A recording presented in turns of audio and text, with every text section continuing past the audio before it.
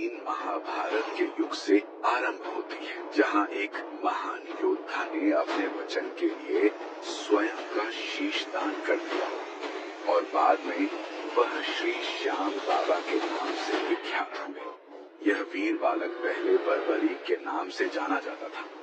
वह असाधारण बलशाली गदाधारी भीम के पुत्र घटोत्कच और दैत्य मूर की पुत्री मोरवी के पुत्र थे। बचपन से ही बर्बरीक अत्यंत वीर और महान योद्धा थे। उन्होंने युद्ध कला का ज्ञान अपनी माता और स्वयं श्री कृष्ण से प्राप्त किया। अपनी कठोर तपस्या से उन्होंने नव दुर्गा को प्रसन्न किया, जिनसे उन्हें 3 अमोघ बाण प्राप्त हुए। इसी कारण वे 3 बाणधारी के नाम से प्रसिद्ध हुए। इसके अतिरिक्त अग्निदेव ने प्रसन्न होकर उन्हें एक ऐसा शक्तिशाली धनुष प्रदान किया जो उन्हें तीनों लोकों में विजयी बनाने में सक्षम था। जब बर्बरीक को कौरवों और पांडवों के मध्य महाभारत का युद्ध अपरिहार्य होने का समाचार मिला, तो उनकी भी युद्ध में सम्मिलित होने की तीव्र इच्छा जागी। अपनी माता से आशीर्वाद लेने जाने पर उन्होंने एक महत्वपूर्ण वचन दिया कि वे युद्ध में सदैव हारे हुए पक्ष का साथ देंगे। अपने इस वचन को निभाने के लिए बर्बरीक अपने घोड़े पर सवार होकर अपने 3 बाण और धनुष के साथ कुरुक्षेत्र की रणभूमि की ओर चल पड़े।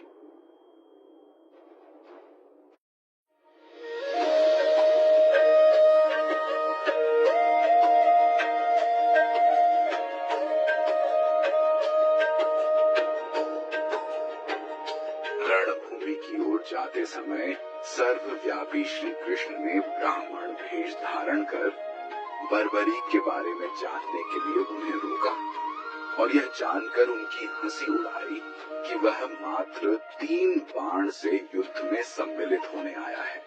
ऐसा सुनकर बर्बरीक ने उत्तर दिया कि मात्र 1 बाण शत्रु सेना को परास्त करने के लिए पर्याप्त है और ऐसा करने के बाद बाण वापस टूंगी में ही आएगा।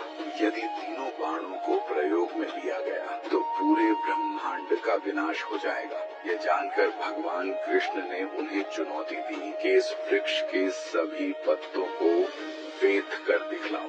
वे दोनों पीपल के वृक्ष के नीचे खड़े थे।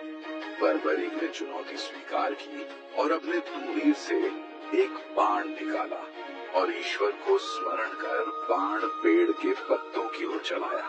बाण ने क्षण भर में पेड़ के सभी पत्तों को वेद दिया और श्री कृष्ण के पैर के इर्द गिर्द चक्कर लगाने लगा, क्योंकि एक पत्ता उन्होंने अपने पैर के नीचे छुपा लिया था। बर्बरीक ने कहा कि आप अपने पैर को हटा लीजिए, अन्यथा ये बाण आपके पैर को भी वेद देगा। तब ब्राह्मण रूपी श्री कृष्ण ने बर्बरीक से दान की अभिलाषा व्यक्त की। वीर बर्बरीक ने तत्काल उन्हें वचन दिया और दान मांगने को कहा। ब्राह्मण ने उनसे उनके शीश का दान मांगा। बर्बरीक क्षण भर के लिए अचंभित हुए, पर वह अपने वचन से अडिग नहीं हो सकते थे। उन्होंने कहा कि एक साधारण ब्राह्मण इस प्रकार का दान नहीं मांग सकता। अतः उन्होंने ब्राह्मण से अपने वास्तविक स्वरूप को प्रकट करने की प्रार्थना की। ब्राह्मण रूपी श्री कृष्ण अपने रूप में आ गए। श्री कृष्ण ने बर्बरीक को शीश दान मांगने का कारण समझाया। युद्ध आरंभ होने से पूर्व युद्ध भूमि के पूजन के लिए तीनों लोगों के सर्वश्रेष्ठ क्षत्रिय के शीश की आहुति देनी होती थी और इसलिए वे ऐसा करने के लिए विवश थे। बर्बरीक ने उनकी बात स्वीकार की और उनसे अंत तक युद्ध देखने की प्रार्थना की। श्री कृष्ण ने उनकी यह इच्छा स्वीकार कर ली। इस महान बलिदान से प्रसन्न होकर श्री कृष्ण ने बर्बरीक को युद्ध में सर्वश्रेष्ठ वीर की उपाधि से अलंकृत किया। उनका शीश युद्ध भूमि के समीप ही एक पहाड़ी पर स्थापित किया गया, जहां से बर्बरीक संपूर्ण युद्ध का जायजा ले सकते थे। फाल्गुन माह की द्वादशी को उन्होंने यह दान दिया। इस प्रकार वे शीश के दानी कहलाए। महाभारत युद्ध की समाप्ति पर पांडवों में ही आपसी विवाद होने लगा कि युद्ध में विजय का श्रेय किसको जाता है। श्री कृष्ण ने उनसे कहा, बर्बरीक का शीश संपूर्ण युद्ध का साक्षी है, अतएव उससे बेहतर निर्णायक भला कौन हो सकता है। सभी इस बात से सहमत हो गए और पहाड़ी की ओर चल पड़े। वहां पहुंचकर बर्बरीक के शीश ने उत्तर दिया कि श्री कृष्ण ही युद्ध में विजय प्राप्त कराने में सबसे महान पात्र हैं।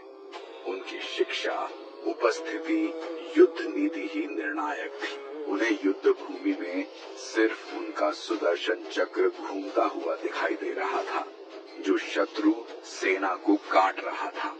महाकाली कृष्ण के आदेश पर शत्रु सेना के रक्त से भरे प्यालों का सेवन कर रही थी। श्री कृष्ण वीर बर्बरीक के महान बलिदान से काफी प्रसन्न हुए और वरदान दिया कि कलयुग में तुम श्याम नाम से जाने जाओगे, क्योंकि उस युग में हारे हुए का साथ देने वाला ही श्याम नाम धारण करने में समर्थ है।